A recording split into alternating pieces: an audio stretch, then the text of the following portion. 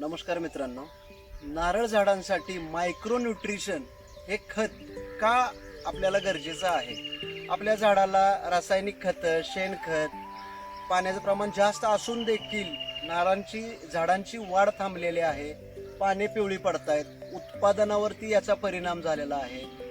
यासाठी आपल्याला मोठ्या खतांची गरज नाही आहे. आपल्याला यासाठी फक्त मायक्रोन्यूट्रियनची कमतरता. हेच आपण मायक्रोन्यूट्रियनची कमतरता कशा पद्धतीने ओळखायची, मायक्रोन्यूट्रियनचा वापर कशा पद्धतीने करायचा, हे आज आपण ह्या आजच्या व्हिडिओमध्ये जाणून घेणार आहोत. तर नमस्कार मित्रांनो, नितीन ॲग्रो जर्नी या चॅनलमध्ये आपलं मनापासून स्वागत आहे. नारळ हे दीर्घकालीन उत्पन्न देणारं पीक आहे. तर अनेक शेतकरी NPK, नेत्र, पालाश यावरती भर देत आहेत. पण झाडांना फक्त हीच खते पुरेशी नाहीत, तर झाडांच्या निरोगी वाढीसाठी, भरघोस उत्पन्नासाठी सूक्ष्म अन्नद्रव्य म्हणजेच मायक्रोन्यूट्रियन्स अत्यंत महत्त्वाचे आहे. तर मित्रांनो, मायक्रोन्यूट्रियन्स म्हणजे काय हे सर्वप्रथम आपण जाणून घेऊया. तर मायक्रोन्यूट्रियन्स म्हणजे झाडांना अतिशय कमी प्रमाणामध्ये लागणारी एक अत्यंत आवश्यक अशी अन्नद्रव्य आहेत. त्यामध्ये प्रामुख्यानं या गोष्टींचा समावेश होतो. त्यामध्ये सर्वप्रथम झिंक, बोरॉन, आयर्न, मॅग्नीज, त्याचबरोबर कॉपर, त्याचबरोबर मॉनिब्लेडम यांचा प्रामुख्याने यामध्ये आपल्याला समावेश आढळून येतो. तर याची कमतरता झाल्यामुळे नारळाचे उत्पादन, झाडांची होणारी वाढ या दोन्हींना प्रभावित होतात. तर सर्वप्रथम आपण पहिला मुद्दा पाहूया. त्यामध्ये झिंकची कमतरता. झिंक कमी असल्यामुळे झाडांवरती याचा परिणाम आपल्याला काय दिसून येतो? यामध्ये नवीन पाने जी आहेत ती लहानच राहतात. पानांचा जो हिरवागार रंग आहे तो पूर्णपणे फिका पडतो. झाडांची वाढ पूर्णपणे मंदावते. याचा परिणाम आपल्याला उत्पादनावरती दिसून येतो. यासाठी आपल्याला उपाययोजना म्हणजे प्रति झाड 200 ते 300 ग्रॅम झिंक सल्फेट हे वर्षातून एकदा देणं फार गरजेचं आहे.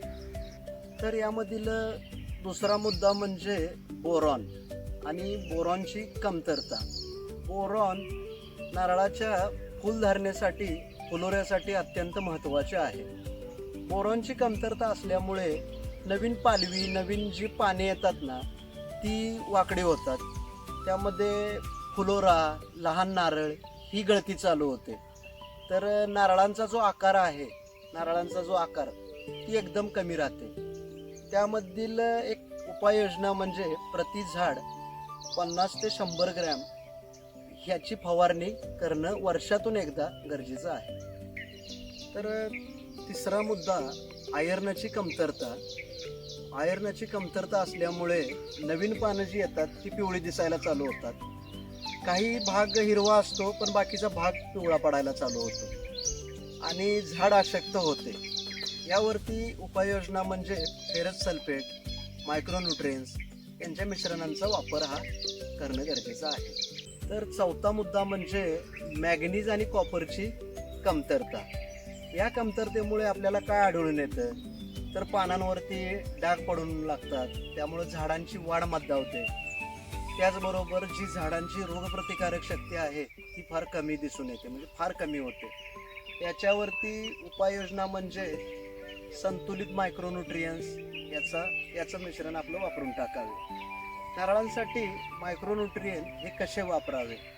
सर्वात सोपी पद्धत म्हणजे बाजारात उपलब्ध नारळ विशेष मायक्रोन्यूट्रियन याचं मिश्रण वापरावे.